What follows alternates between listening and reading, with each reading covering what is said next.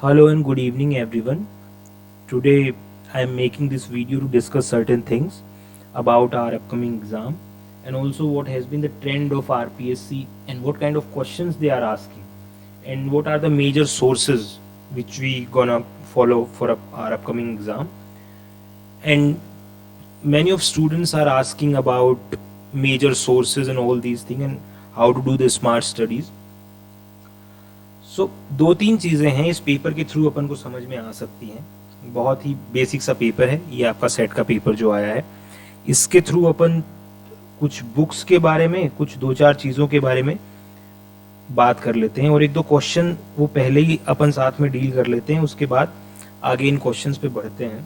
एक तो ये है कि कोई भी जब बुक पूछता है कि ये वाली बुक है उनको बताने, वो कहते हैं ये तो हमने पढ़ रखी है. तो उनके साथ ये दिक्कत है कि वो सोचते तो उन्होंने पढ़ रखी है मगर उन्होंने कायदे से नहीं पढ़ रखी उन किताबों को. सोर्स वही है, वही 19-20 मार्केट में घूमते रहते हैं, वही ऑथेंटिक किताबें हैं जो नेट की चल रही हैं या कॉलेज लेक्चर के लिए चल रही हैं. क्योंकि इसमें पीएचडी तो करनी नहीं है किसी पर्टिकुलर राइटर पे उठा के अपन को कि 20-30 किताबें एक राइटर पे पढ़ें या एक ऑथर से डील करने के लिए देखें. तो उन्होंने कायदे से नहीं पढ़ी है उस चीज़ को. ना तो उन्होंने नोट्स बनाए हैं उसके, ना ही उन्होंने उसका रिवीजन टाइम पे किया है. वो सोचते हैं कि अपन सही रास्ते पे, क्योंकि अपने आप को गलत कोई नहीं मानता है और दूसरे की लोग सुनना भी नहीं चाहते हैं. तो अब पहला ही क्वेश्चन जैसे अपने पास है कि Elizabethan dramatist imitated place by structuring the action into 5 acts. अब ये नॉर्मल सा क्वेश्चन है, इसमें दिक्कत कहाँ आई होगी जहां तक मुझे लग रहा है.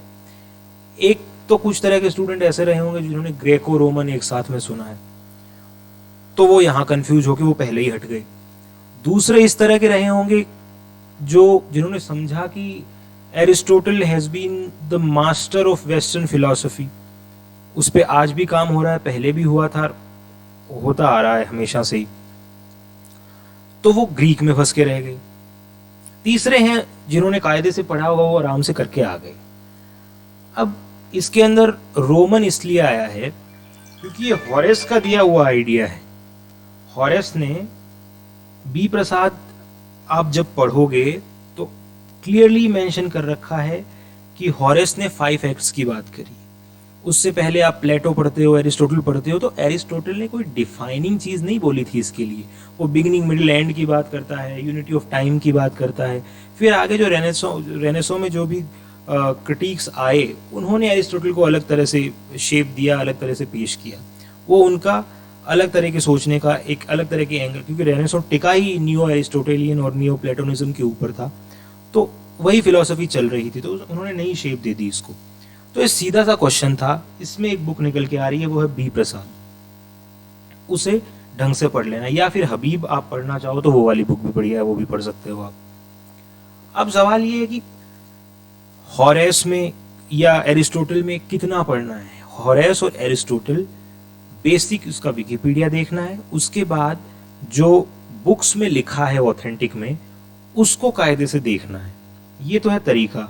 अब आप एरिस्टोटल को 10 दिन तक लगातार पढ़ रहे हो, हॉरेस को 10 दिन पढ़ रहे हो, प्लेटो को 10 दिन पढ़ रहे हो, लॉन्जाइनस को इतना ही टाइम दे रहे हो, तो आप स्मार्टली नहीं पढ़ रहे. यही स्मार्टनेस होती है, और कोई गॉड गिफ्टेड वगैरह कुछ कोई ऐसी चीज है नहीं. ना स्मार्टनेस है ना कुछ है.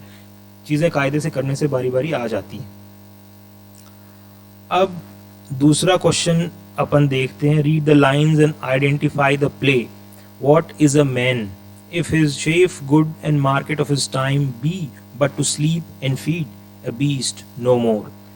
ये अब रेनेसॉन्स ड्रामेटिस्ट एलिजाबेथन एज में शेक्सपियर से लिया गया. भाई सब जानते हैं कि चारों ऑप्शन ही शेक्सपियर के, तो पहले दिमाग में तो ये आ गई, शेक्सपियर से लिया गया. अब जो ये 4 ऑप्शन हैं, शेक्सपियर के बहुत से प्लेज ऐसे हैं जो जिन्हें डिटेल में पढ़ना होता है. शेक्सपियर के बहुत से प्लेज ऐसे हैं, जैसे नीचे कई लिस्ट आएगी उनमें भी अपन बात करेंगे, उनमें बड़ा बेसिक सा पढ़ना होता है. अब ये चारों प्ले किसी लेमन से भी पूछ लोगे आप, वो भी ये बता देगा कि हाँ ये तो शेक्सपियर के वर्क है.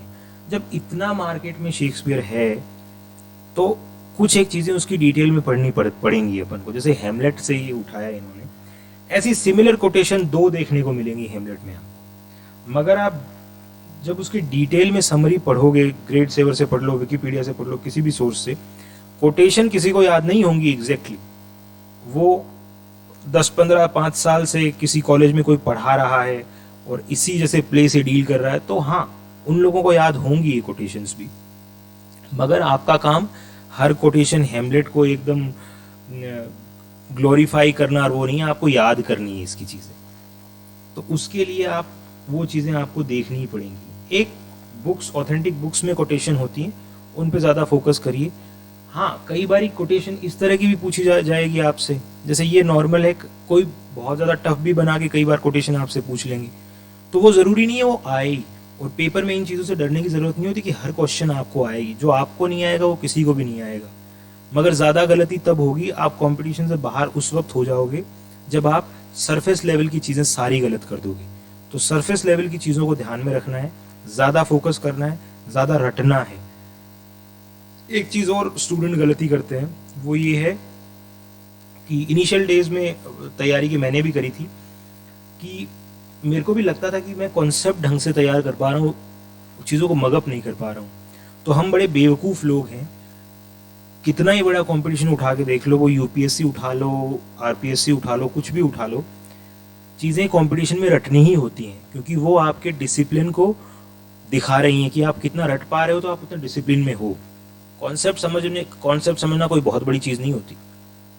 कोई कायदे से समझाने वाला है तो कॉन्सेप्ट समझ में आ जाते हैं, कोई बड़ी चीज़ नहीं। फैक्ट के बेसिस पे ही कॉन्सेप्ट याद होते हैं। अगर उन्हें छोड़ दोगे तो जितना रट सकते हो नोट्स बनाओ उस चीज़ के, और जितना रट सकते हो कोशिश करो। और ये चारों प्लेज इंपॉर्टेंट हैं शेक्सपियर के, तो इनकी डिटेल में समझ।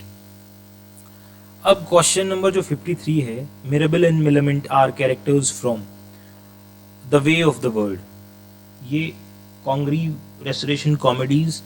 अब रेस्टोरेशन कॉमेडीज क्यों था, क्या थी, किस वजह से, रीज़न क्या रहे, क्या सोसाइटी में इस तरह का मेहम था, सोसाइटी की डिमांड ही ऐसी क्यों बन गई कि कॉमेडीज इस तरह की लिखी जाने लगी। वहाँ ऑब्सिनिटी भी है, वहाँ वल्गैरिटी भी है, वहाँ रैकिश कैरेक्टर्स भी हैं। वो क्या क्या रीजंस थे, वो जब आप हिस्ट्री से फैक्ट्स याद करोगे तो वो चीज़ें कनेक्शन बनता जाएगा और वो समझ में आती जाएंगी वहाँ की सोसाइटी के बारे में। क्योंकि कोई भी लिटरेचर है, वो कल्चर, वहाँ की ज्योग्राफी, ये चीज़ें इन्फ्लुएंस करती हैं। और तो अब इसमें आगे ऑप्शंस दे रखे हैं, जैसे much ado about nothing, Shakespeare, importance of being earnest, Oscar Wilde, the taming of the shrew, again Shakespeare. अब ये जो हैं ये माइनर वर्क हैं शेक्सपियर के, much ado about nothing, taming of the shrew. अब आप जब पढ़ रहे हो तो टेमिंग ऑफ द श्रू में आपको बेसिक सा ध्यान रखना चाहिए कि क्रिस्टोफर स्लाई का कैरेक्टर कहाँ है, इंडक्शन की डिवाइस क्या है, ये बेसिक से आइडिया। चाहे वो प्ले के बिगिनिंग में जो चीज़ें आ रही हैं, बस डिटेल में पढ़ने के लिए और बहुत से वर्क हैं शेक्सपियर के। वे ऑफ द वर्ल्ड है, बहुत ही इंपॉर्टेंट है, ये सेंट्रल यूनिवर्सिटीज़ के सिलेबस में भी है। तो यहाँ से ये, और जो यहाँ पे पेपर में आपसे क्वेश्चन पूछ रखे हैं 19-20 उसी तरह के वही राइटर हैं, उनको घुमा फिरा के डिटेल में पढ़ना होता है। बाकी माइनर्स के फैक्ट्स हैं, उनको आपको रटना होता है लिख के।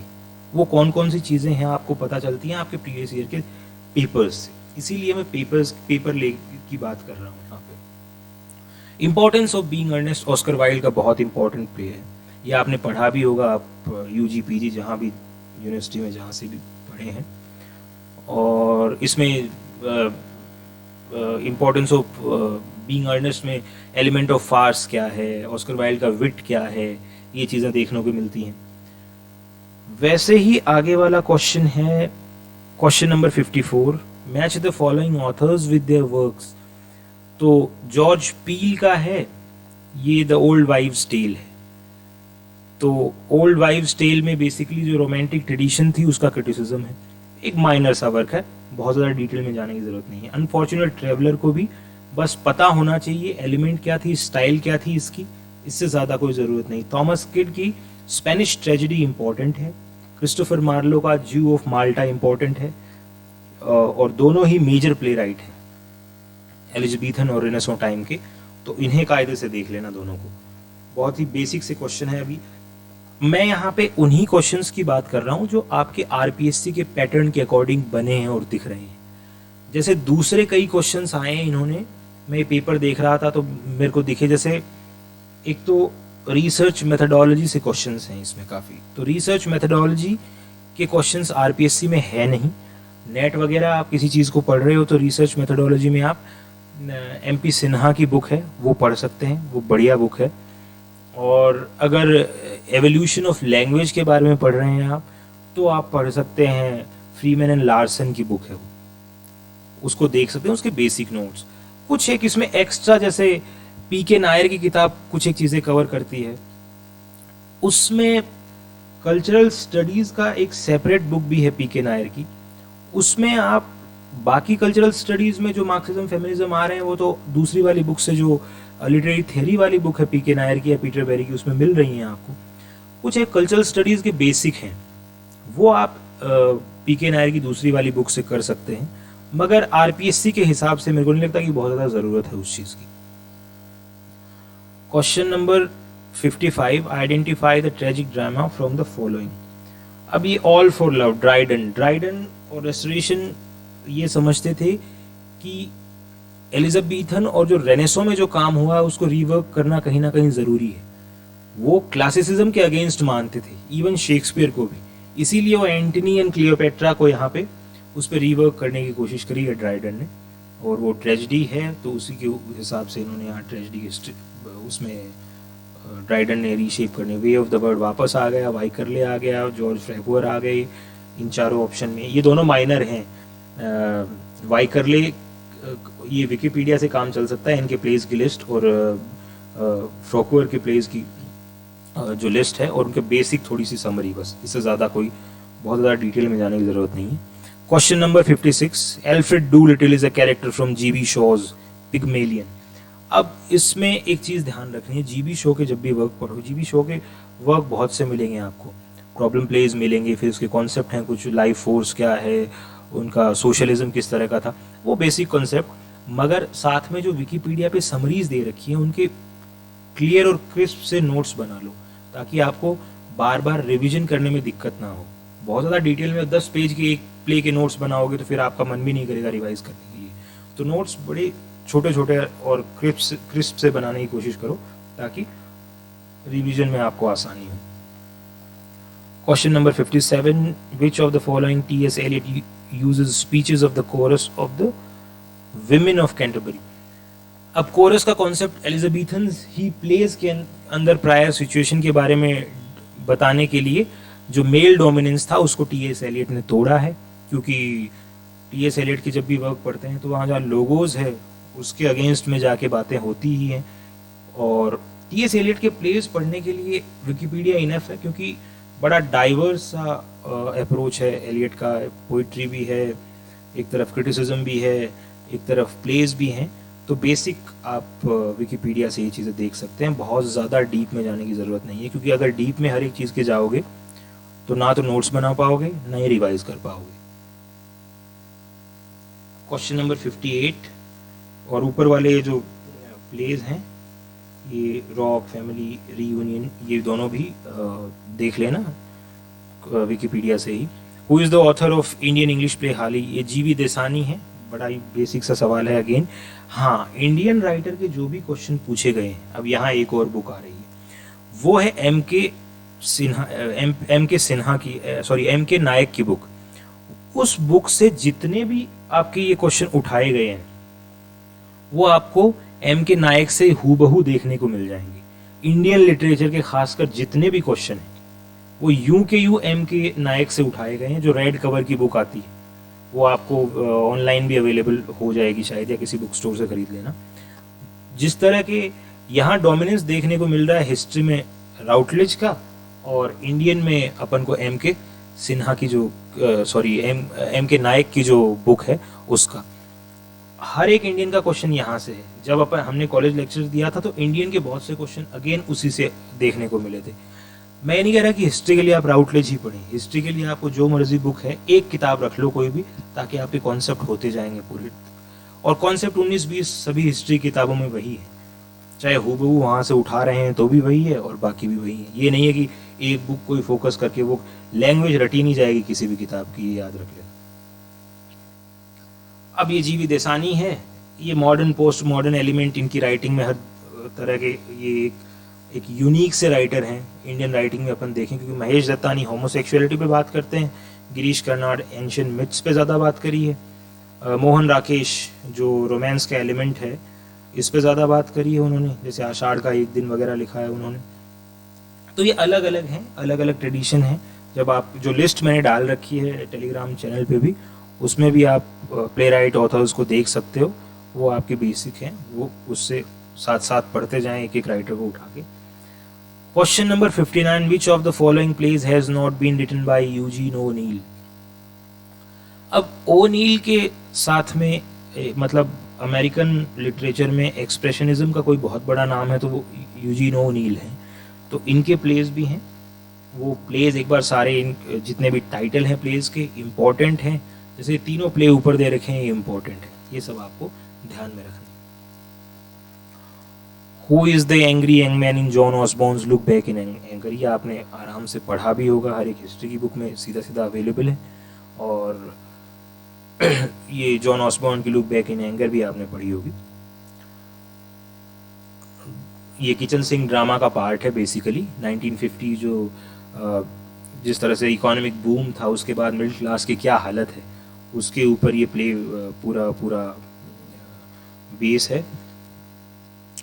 द ड्राइडन्स एब्सोलम एकेटोफल, अगेन ये फैक्चुअल क्वेश्चन है, इसका कोई डिस्क्रिप्शन ज़्यादा ज़रूरत भी नहीं है, आप सब लोगों ने पढ़ रखा होगा। पायस ब्लोमन, ये मिडिल इंग्लिश वाला, ये आपको ध्यान होगा। बेसिक जो फैक्चुअल क्वेश्चन है उन पे बात करने की कोई ज़्यादा ज़रूर। अब जैसे क्वेश्चन नंबर 63 है, अब इसमें किसी को एलिमिनेशन आता है तो भी आराम से क्वेश्चन हो सकता है, किसी का कॉन्सेप्ट क्लियर है तो भी हो सकता है, और न्यू क्लासिसिज्म के बारे में 19-20 थोड़ा बहुत जो भी जानता है ये क्वेश्चन आराम से सही होने वाला है। क्योंकि जहाँ इंडिविजुअलिटी की बात आ गई ये तो पक्का पता है, क्योंकि रोमांटिक्स रिवोल्ट किस बात का कर रहे थे, इस रीजन का, और मतलब इंडिविजुअलिटी लेके ही आए थे, क्योंकि वहाँ तो ऑब्जेक्टिविटी थी, रैशनैलिटी थी, और इस तरह की थी कि जनरल टर्म्स में बात हो रही थी। वो नेचर की बात करते हैं new classical, nature general nature है वहाँ, पर्टिकुलर इंडिविजुअल का नहीं है।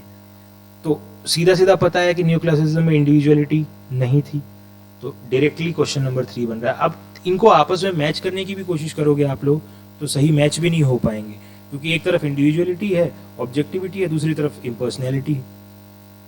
तो ये वैसे एलिमिनेशन की टेक्निक से होने वाला क्वेश्चन भी है। क्वेश्चन नंबर 64 है, in whose poetry themes of mysticism and mythical vision of history were common feature. ये विलियम ब्लेक, सीधा सा, क्योंकि विलियम ब्लेक उस टाइम एक फ्लक्स में थे, वो न्यू क्लासिसिज्म और रोमांटिक जो एज प्री रोमांटिक है उसके कहीं एक तरह से प्रीकर्सर होने हैं, तो उस वजह से वो फ्लक्स में है। वो इनोसेंस की बात भी करते हैं, वो प्रैक्टिकलिटी की बात भी करते हैं, वो मैच्योरिटी की बात भी कर रहे हैं, और दूसरी तरह उनको लग रहा है कि इनोसेंस भी उतनी ज़रूरी है। तो जब आदमी फ्लक्स में होता है तो वो बेस की चीज़ें उठाता है, जैसे मिथ्स हैं, वो हमारे जनरल टर्म्स में का हिस्सा हमेशा से रही है। बुजुर्गों से हमने कहानियाँ मिथ्स के बारे में 1000 सुनी होती है, तो इसीलिए ब्लेक मिथ पे बहुत ज़्यादा काम किया था, क्योंकि he was totally in dilemma which side to go, because one hand there was a period of revolution during the time of Blake, and on the other side he was getting something from the neoclassicist rationality. तो उस situation में black की writings हैं। दूसरे ऊपर options दे रखे हैं, S T. Coleridge, William Wordsworth, P B. Shelley. Revolution की बात है, विलियम वर्ड्सवर्थ में नेचर है, वो एज ए सुपर नेचुरल काम कर रहा है। एस.टी. कॉलरिज में सुपर नेचुरल है, उसका नेचुरल डिस्क्रिप्शन बहुत अच्छा है। ये राइटर, इनके वर्क, इनकी इंपॉर्टेंट पोएम्स हैं, उनके बारे में थोड़ा ख्याल रखना है। कोटेशन भी आप जैसे जैसे पढ़ते जाएंगे, जो पोएम्स हैं जो रिपीटेड नेट में हुई हैं, उन चीज़ों से आपको पता लग जाएगा। अब ये 66 बहुत ही फैक्चुअल क्वेश्चन है, आंसर इसका दे रखा है। Doctor Johnson was the founder of new versification of English poetry. हाँ, ये बी प्रसाद में क्लियरली लिखा हुआ है। अब ये क्वेश्चन नंबर जो 68 है, ये वाला क्वेश्चन मतलब मैंने तो देखा है कि हर एग्जाम में पूछ लेते हैं, एक में नहीं पूछा तो अगले में पूछते ही हैं। प्रिल्यूड से लिया गया है, डिजेक्शन उनका फ्रेंच रेवोल्यूशन से, और वो सब बातें उनकी एज ए ऑटोबायोग्राफिकल एलिमेंट क्या हैं, वो सब बातें इसमें हुई हैं। अगला टेनिसन का, टेनिसन के इन मेमोरियम में किसके को डेडिकेट किया गया है, और वो सब चीज़ें। अगला है डेथ बाय फायर, मतलब वेस्टलैंड आप पढ़ते हैं, वेस्टलैंड का बेसिक जो पार्ट्स जब आप देखते हैं तो उसमें 5 पार्ट में ये अपन को चीज़ें दिख जाती है। भी बेसिक सा क्वेश्चन है, इसमें कोई बहुत ज़्यादा डिटेल की ज़रूरत नहीं है। Aspects of the novel, question number 71। E.M. Forster जब पढ़ते हैं तो उसका कई बार अपन क्रिटिकल एस्पेक्ट छोड़ देते हैं, और ये अगर आप प्रीवियस ईयर के पेपर वगैरह सोल्व करते तो आपको पता भी लग जाता नॉवल के एक्स्ट्रा, नॉवल से एक्स्ट्रा E.M. फोस्टर में क्या चीज़ें बनती हैं। जैसे वो एस्पेक्ट्स ऑफ द नॉवल में जब बात करते हैं तो वो फ्लैट कैरेक्टर, राउंड कैरेक्टर, उसमें चार्ल्स डिकिंस की भी बात कर रहे हैं कि विक्टोरियन टाइम में नॉवेल्स जर्नलिज्म ज़्यादा, जर्नलिस्टिक राइटिंग ज़्यादा दिख रही है नॉवेल्स में बजाय दूसरी लिटरेरी टेक्निक की। वो आगे जाके हेनरी जेम्स के बाद कैसे शुरू हो रही हैं। तो वो एस्पेक्ट्स ऑफ नॉवल में बेसिक चीज़ें देखनी है, फ्लैट कैरेक्टर और राउंड कैरेक्टर होते क्या हैं, इससे ज़्यादा कोई बहुत ज़्यादा डिटेल में जाने की ज़रूरत नहीं है। Anatomy of criticism, rhetoric of fiction, character and the novel, ये आप जब थियरी वाला पार्ट पढ़ते हैं, नॉर्थरॉप फ्राई वगैरह और वेंसी बूथ्स जो इम्प्लाइड ऑथर वगैरह, ये थियरी में आपको पीके नायर से ही पढ़ेंगे तो आपको देखने को मिल जाएंगी ये चीज़ें। Colour purple, Afro American writing में एलिस वॉकर बहुत बड़ा नाम है, तो कलर पर्पल तो डिटेल में पढ़नी ही पढ़नी है। बाकी इनकी जितने भी वर्क है उनको बेसिक विकिपीडिया से एक बार आप देख लेना। दूसरा है अब है setting of J D Salinger's catcher in the rye, तो ये भी बहुत ही इम्पोर्टेंट वर्क है। 1950s के बाद में जब भी अपन को अमेरिकन राइटिंग जो भी देखने को मिलती है उसमें जेडी सेलिंगर इम्पोर्टेंट नाम है, तो इनके वर्क को मैंने लिस्ट जो भेजी है आप लोगों को उसमें इंक्लूडेड है, तो आप देख लेना कौन कौन से नॉवेलिस्ट हैं, ऑथर्स हैं, राइटर्स हैं, प्ले राइट हैं, इंपॉर्टेंट है अमेरिकन लिटरेचर के लिए। Bakha, Munoo and Gangu are characters created by, अब 3 नाम दे रखे हैं इन्होंने शुरू में, आर के नारायण, राजा राव एंड मुल्कराज आनंद। तीनों ही स्टॉन्च पिलर्स हैं, तीनों के पास गांधीयन इन्फ्लुएंस है। 1920s 47 के बाद जो भी जिस तरह की राइटिंग इंडिया में हो रही है, एक सा नेचुरल डिस्क्रिप्शन, दूसरे एक तरह से स्पिरिचुअलिज्म की बात करते हैं, एक की नॉवेल्स में रिवोल्ट है, तो ये तीनों ही मेजर फिगर हैं इंडियन राइटिंग में। टोरू दत्त हैं, ये बहुत बिगिनिंग में अपन पढ़ते हैं इनको, एम के नायक में भी इनका डिस्क्रिप्शन अच्छा दे रखा है। अगला 75 का क्वेश्चन है मनोहर मलगांवकर के ऊपर है, जो महाराष्ट्र से बिलोंग करते हैं, इंडियन आर्मी में थे। और बाकी इसमें जो लिखा है, जो बाकी जो दे रखी है, इसमें इंकलाब एक प्ले है, क्रेडल ऑफ द क्लाउड है, 1 मिलियन बोट है, ये सतीन्द्रनाथ घोष, ये एम के नायक में यूं की यूं चीज़ें, बाकी के प्लेज आपको आसानी से मिल रहे हैं। डिस्टेंट ड्रम के बारे में भी उसमें उस बुक में बात है एम के नायक वाली में, तो वहाँ से आप देख सकते हैं। अगर किसी की समरी डिटेल में थोड़ी बहुत विकिपीडिया पे मिल रही है तो उसे ज़रूर देख लेना, क्योंकि क्वेश्चन उठाने का तरीका वही है। क्वेश्चन हर बार ये ज़रूरी नहीं है कि कोई बेसिक सी चीज़ें मिल रही हैं तो उन्हें बुक से भी उठाया जा सकता है और विकिपीडिया से भी उठाया जा सकता है, इंटरनेट के सोर्सेज भी काम में लिए जा सकते हैं। तो मलगांवकर को देखना है, ये इम्पोर्टेंट राइटर हैं इंडियन लिटरेचर में। एफ्रे बेन, जिनकी ओनली नॉवेल थी ओरोनिको, और इसमें स्लेवरी के बारे में बात करी है, कलोनियलिज्म के बारे में बात करी है। वैसे ये रेस्टोरेशन कॉमेडीज़ के लिए फेमस है, इनका एक बहुत ही इम्पोर्टेंट कॉमेडी है, वो है रोवर नाम से, जिसमें रैकिश कैरेक्टर वगैरह का डिस्क्रिप्शन बहुत अच्छा दिया गया है। विल्मोर नाम का एक कैरेक्टर है इस नॉवेल में, तो ये भी आप देख लेना। हेनरी फील्डिंग, ये सीधा सा क्वेश्चन है। अगला क्वेश्चन जेन ऑस्टन पे है। जेन ऑस्टन विक्टोरियन और एक तरह से रोमांटिक दोनों के बीच में किस तरह की दोनों की सेंसिबिलिटी दिखती है जेन ऑस्टन के पास, कि ह्यूमन नेचर की जब वो बात करती हैं ऐसा लगता है कि बहुत ज़्यादा रोमांटिक पीरियड से इंक्लाइंड है, और जब जिन उनकी नॉवेल्स में जो कैरेक्टर का डिस्क्रिप्शन है वो विक्टोरियन के करीब है। इनकी नॉवेल्स का में कैरेक्टर्स बहुत हैं, इनकी नॉवेल्स में, डिकिंस की नॉवेल्स में, हार्डी की नॉवेल्स में, तो इनका चार्ट बना के हर एक नॉवेल के कैरेक्टर का, जैसे 6 नॉवेल है तो 6 का चार्ट बना लिया आपने, और चार्ट को बार बार रिवाइज करें, क्योंकि ऊपर ऊपर से क्वेश्चन मिल जाते हैं जेन ऑस्टन की नॉवेल्स में, तो बहुत ज़्यादा कॉन्सेप्ट पे और इस तरह से चीज़ें देखने की ज़रूरत जेन ऑस्टन के पास है नहीं, तो बेसिक सी चीज़ें देखें इसमें। अगला जो क्वेश्चन है वो मैकपिस ठेकरे के ऊपर है। वैनिटी फेयर में रिलेशनशिप इश्यूज हैं वो नेपोलियनिक वॉर की वजह से ज्यादा दिखते हैं। हाई सोसाइटी, अब कई यहाँ भी कंफ्यूज हो गए होंगे इस क्वेश्चन में कि नेपोलियनिक वॉर, ये समरी पढ़ते हैं तो डायरेक्टली मेंशन दिखता है, फिर हाई सोसाइटी, तो क्वेश्चन में कंफ्यूज होने वाली चीजें रखी नहीं है 79 वाले में, क्योंकि आगे हाई सोसाइटी भी दे रखा है, तो सीधा सीधा दिमाग में पूरा पूरा जाता है, पता चलता है अपन को कि हाँ ये वैनिटी फेयर की बात हो रही है। वैनिटी फेयर हर एग्जाम में, मोस्ट ऑफ द एग्जाम्स जो हुए हैं मैंने देखे हैं, पूछी गई है। बाकी वैनिटी फेयर के अलावा जो भी नॉवेल्स हैं उनकी, उनका टाइटल और उनका बेसिक सा आइडिया आपको पता है तो काफ़ी है। उनमें फैक्ट ढूंढने की कोशिश करें, जो जब आप पढ़ते हैं आपके दिमाग में ठक से आवाज़ आती है कि ये वाली चीज़ पूछी जा सकती है और वो सच में इंपॉर्टेंट होती है। फिर आप दिमाग को बहलाते हो कि नहीं यार इतनी चीज़ें थोड़ी, ये थोड़ी पूछ सकता है, तो वो पहले जो आवाज़ आई है वो मतलब ये मान के चलिए वो ऑब्वियस है और वैसी चीज़ें ही पूछी जाएंगी एग्जाम में। क्वेश्चन नंबर 80 है, which of the following novels has not been written by Virginia Woolf? Well Beloved Hardy की है, बाकी वर्जीनिया वुल्फ को इम्पोर्टेंट है ही, आपको सबको मालूम है तो ये पढ़ना ही है। James Boswell known for his, ये भी बेसिक सा क्वेश्चन है, फैक्चुअल है। The autobiography of Alice B Toklas is written by Gertrude Stein की है। ये आप जब स्टेन की खुद बायोग्राफी पढ़ते हैं, इनके लॉस्ट जनरेशन वगैरह ये सब चीज़ें देखते हैं, तो ये वाला चीज़ भी फैक्ट बीच में पढ़ते वक्त इनकी बायोग्राफी में मेंशन है, क्योंकि इनके हस्बैंड थे, तो ये सीधी सी चीज़ है। Which of the following is not an aspect on which Bacon didn't write in advancement of learning?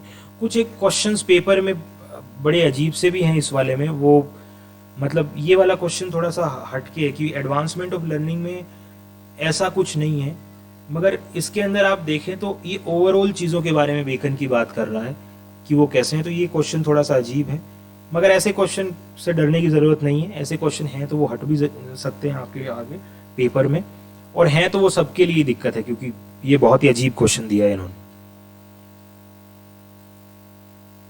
कोवरडेल्स Bible, ये 84 का ये बेसिक सा क्वेश्चन है। स्पेक्टेटर है, आगे सैमुअल जॉनसन है। हाँ 87 का क्वेश्चन है, जैसे आप लोग ये गलती करते हैं, पॉलिटिकल बायोग्राफीज ऑटोबायोग्राफीज नहीं पढ़ते हैं। एम के नायक जब आप पढ़ेंगे तो लास्ट में पॉलिटिकल बायोग्राफीज भी दी हुई, जैसे अमेरिकन लिटरेचर पढ़ते वक्त आप ओबामा के 3-4 बड़े फेमस वर्क हैं, तो ओबामा का पर्सनल पॉलिटिकल लाइफ कुछ भी हो, वो मार्केट में अगर उसकी बुक है तो वो लिटरेचर का हिस्सा है। नेहरू ने की जो डिस्कवरी ऑफ इंडिया है, बाकी जितनी भी चीज़ें नेहरू ने लिखी गई हैं, नेहरू के ने खुद ने, वो सारी इंपॉर्टेंट है। अगर उसमें ऑटोबायोग्राफिकल एलिमेंट है, ये एम के नायक में लिस्ट दे रखी है, एक्स्ट्रा कुछ है तो वो विकिपीडिया पे देख सकते हैं। इसके नोट्स ज़रूरी हैं बनाने नेहरू वाले और ओबामा, जैसे मैंने बताया था कि अभी पीछे पॉलिटिकल बायोग्राफीज में एम हिदायतुल्लाह, जहाँ तक मुझे याद आ रहा है, उन पे एक क्वेश्चन पूछा गया था उनकी बायोग्राफी को लेके। तो पॉलिटिकल बायोग्राफी, पॉलिटिकल ये ज़रूरी नहीं है कि वो कोई पॉलिटिशियन है तो उसको पॉलिटिकल एस्पेक्ट में ही देखी जाएगी, वो लिटरेचर का हिस्सा है। तो ये चीज़ें, बायोग्राफीज की लिस्ट है वो लास्ट में एम के नायक की आपको मिल जाएगी, तो वहाँ से देख लेना है। Life divine is written by, basic सा क्वेश्चन है, डायरेक्टली पूछा गया है।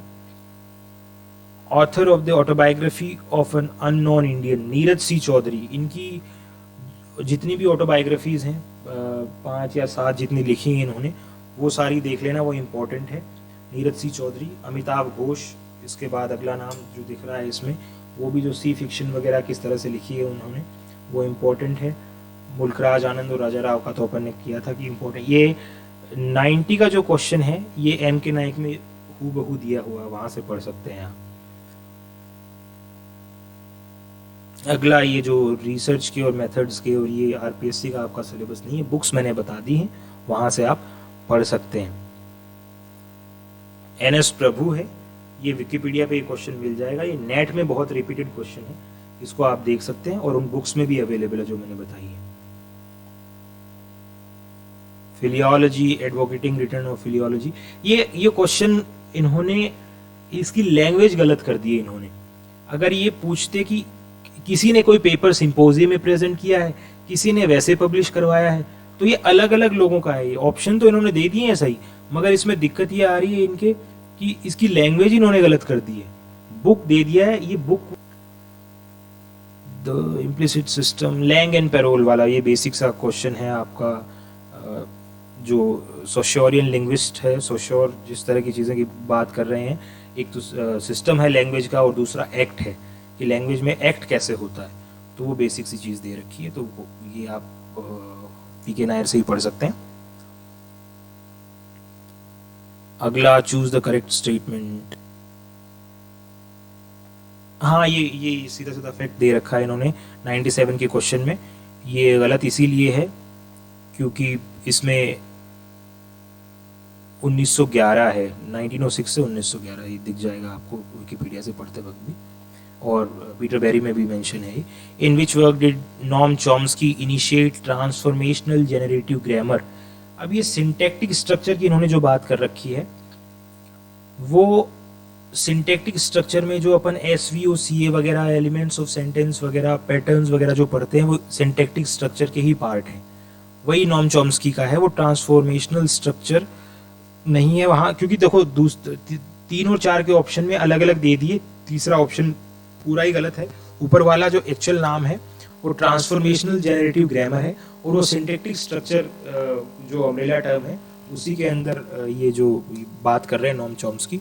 चॉम्स्की का लिंग्विस्टिक्स के हिसाब से बड़ा चॉम्स्की है, ब्लूमफील्ड है, ब्लूमफील्ड को फिर आगे चॉम्स्की ने फॉलो किया है। तो ये चीज़ें आप पढ़ सकते हैं, बेसिक सी चीज़ है। ये जो मैंने बुक्स बताई हैं, ये क्वेश्चन सारे के सारे उनमें अवेलेबल हैं।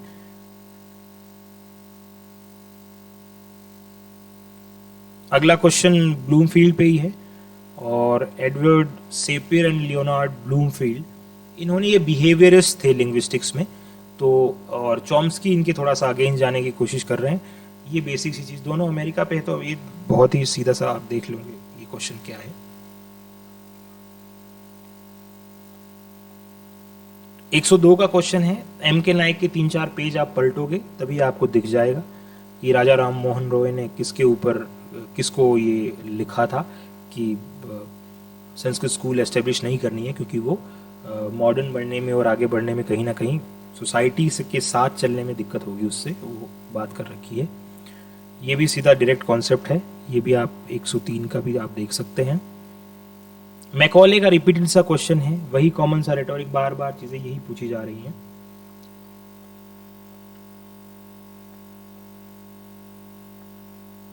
ब्रिज काचरू बार बार रिपीटेड हैं, एरिक स्टोक्स हैं, ये रिपीटेड हैं। स्वाति जोशी वाला क्वेश्चन जो इन्होंने पूछ रखा है, ये उसमें एवोल्यूशन ऑफ इंग्लिश वाली बुक में आपको मिल जाएगा। वीके गोकक, ये अगेन एम के नायक में अवेलेबल है ये वाला question. Raymond Williams cultural studies में, देखिए आरपीएससी में स्पेसिफिकली आपको जो चीज़ें पढ़ रहे हैं, जो नाम दे रखे हैं आपको, मार्क्सिज्म, फेमिनिज्म, उन पे ज़्यादा फोकस करना है। कल्चरल स्टडीज स्पेसिफिकली कहाँ सेंटर था, क्या चीज़ें थी, वो वाली बेसिक चीज़ें आपको उसमें मिल जाएंगी। पीके नायर की जो कल्चरल स्टडीज़ वाली बुक है उसमें शुरुआत की हेडिंग में ही, मगर इसमें कोई बहुत ज़्यादा डीप में जाने की ज़रूरत नहीं, जो पहले बेसिक्स बुक अपन ने बताई हैं उसी पे फोकस रखेंगे, सही है। माइथोलॉजीज है बाय रोला बाथ का, तो ये मॉडर्न कल्चरल स्टडीज, जो नीचे की 3 हेडिंग हैं वो कल्चरल स्टडीज का ही हिस्सा है कहीं ना कहीं। तो सीधी सी बेसिक सी चीज़ है कि कल्चर, मॉडर्न कल्चरल स्टडीज के लिए ही काम किया है। ये बाकी जो ऑप्शंस आ रहे हैं इसमें कोई कंसेप्चुअल चीज़ है सच है नहीं, फैक्ट्स पूछ रखे हैं। मार्विन हैरिस का rise of anthropology coined bye, cultural materialism और न्यू हिस्टोरिसिज्म, दोनों क्वेश्चन देखो इन्होंने साथ में दे रखे हैं। अब आरपीएससी वगैरह में हो सकता है एक जगह हेडिंग दे रखी है न्यू हिस्टोरिसिज्म, मगर आगे देखने को ये मिलता है कि उसके साथ में कल्चरल मटीरियलिज्म नहीं है। ये दोनों चीज़ें बहुत ही जुड़ी हुई हैं, इनकी ज्योग्राफी कहीं ना कहीं चेंज हुई है। एक के पास मार्क्सिस्ट पुट आया है, कल्चरल मटीरियलिज्म वालों के पास वो मार्क्सिस्ट एंगल से देख रहे हैं, रिवोल्ट के हिसाब से देख रहे हैं, मगर दोनों आपस में कहीं ना कहीं अटैच्ड हैं, तो ये दोनों कहीं ना कहीं देखनी ही पड़ेंगी। ये बर्मिंघम वाला, ये डायरेक्ट क्वेश्चन पीके नायर की जो कल्चरल स्टडीज की जो मैं बुक बता रहा हूँ उससे दिया हुआ है। रिचर्ड हॉगर्ट है, स्टुअर्ट हॉल हैं, रेमंड विलियम्स हैं, ईपी थॉमसन हैं, ये सारे कल्चरल स्टडीज़ के ही पार्ट हैं, उस बुक से आप देख सकते हैं।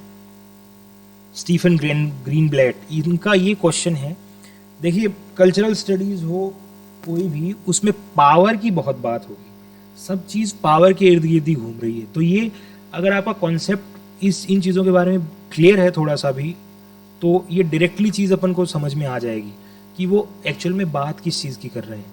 अब सेल्फ फैशनिंग है, ये इंपॉर्टेंट टर्म है ग्रीनब्लैट का। तो आपको जब ये चाहे पीके नायर से देखेंगे तो वहाँ भी ये फूको से लेके जब जब जैसे जैसे आगे बढ़ेंगे वो डिस्कोर्स, पावर, इन चीज़ों की बहुत बात करते हैं।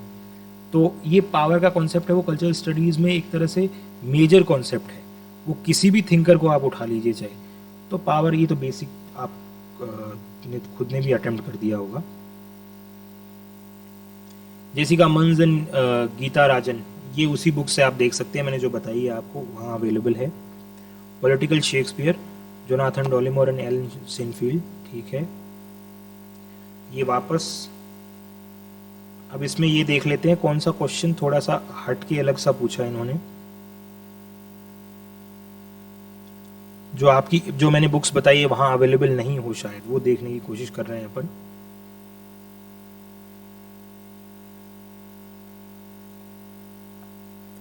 ये 126 का आर्स पोएटिका से लिया हुआ होरेस का है, ये बी प्रसाद में आपको आराम से मिल जाएगा। स्टीफन गिसॉन का ये सीधा सा है।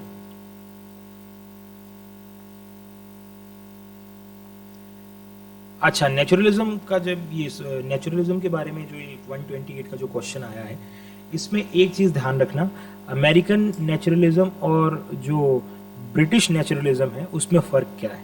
वो नेचुरलिज्म के बारे में आप पढ़ोगे तो आपको उस चीज़ के बारे में समझ में आ जाएगा। और सेपरेटली अमेरिकन नेचुरलिज्म में इंपॉर्टेंट राइटर्स कौन से हैं वो देख लेना।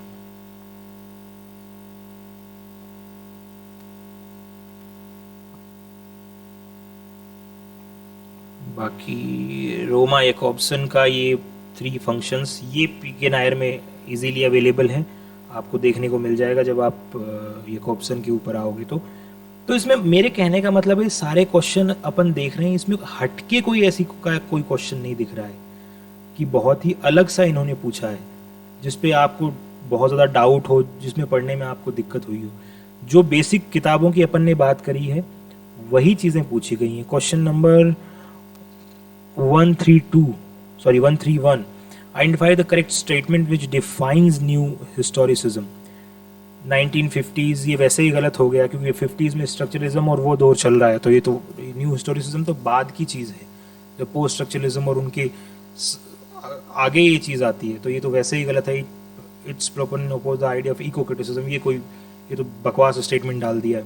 It attended primary to the historical and cultural condition, exactly, दोनों कल्चर और हिस्ट्री दोनों की बात करता है साथ में। तो ये क्वेश्चन बेसिक सा क्वेश्चन है अगेन। अब ये 132 का क्वेश्चन है, इसमें एक चीज देखना, इन्होंने एक वर्ड दिया है डिस्कोर्स, और रिवाइज किया कह रहे हैं हिस्टोरिक क्रिटिक ऑफ डिस्कोर्स। जब डिस्कोर्स दिया ही फूको ने है तो दूसरे पे बात ही खत्म हो जाती है बाकी के ऑप्शंस के ऊपर। Who from the following is not associated with coinage the term hybridization. ये जो बिल एशक्रॉफ्ट हैं, गैरेथ ग्रिफिथ हैं, हेलन टिफिन हैं, इन्होंने साथ में एक बुक लिखी थी एम्पायर राइट्स बैक, तो वहाँ से ये चीज़ है। नॉट सलमान रश्दी, तो ये तो सीधा सा है। अपोरिया है, एंड्रोजेनी है, डिफरेंस है, और ये वाली सारी चीज़ें डेरिडा आप पढ़ते हैं तो वो आपको सीधा सीधा समझ में आ जाती है। अगेन पीके नायर से आप पढ़ सकते हैं, पीटर बेरी से भी पढ़ सकते हैं 136 का क्वेश्चन। तो अपन ने जो भी क्वेश्चन देखे हैं अभी तक, मेरे कहने का मतलब है जो भी अपन ने बुक्स पहले डिस्कस करी थी या मैंने लिस्ट भेजी थी वहीं से ये क्वेश्चन है, हट के अलग सा कोई एक्स्ट्रा ऑर्डिनरी चीज़ नहीं है। अब आपको फैक्ट्स हैं वो ज़्यादा देखने होंगे, फैक्ट्स को मगअप करना होगा। माइनर राइटर हैं, ज़्यादा दिक्कत माइनर के साथ होती है क्योंकि वो कॉन्सेप्ट लेके नहीं चलते हैं, और फैक्ट से कॉन्सेप्ट अपन तभी बना पाएंगे जब उसकी बहुत ज़्यादा डिटेल में अपन ने अपने पास चीज़ें हैं। तो माइनर को सिर्फ रटना है आपको, और competition is all about mugging up things. तो ये पेपर था, ये कुछ एक बेसिक किताबें थी। तो चलिए फिर, शुक्रिया।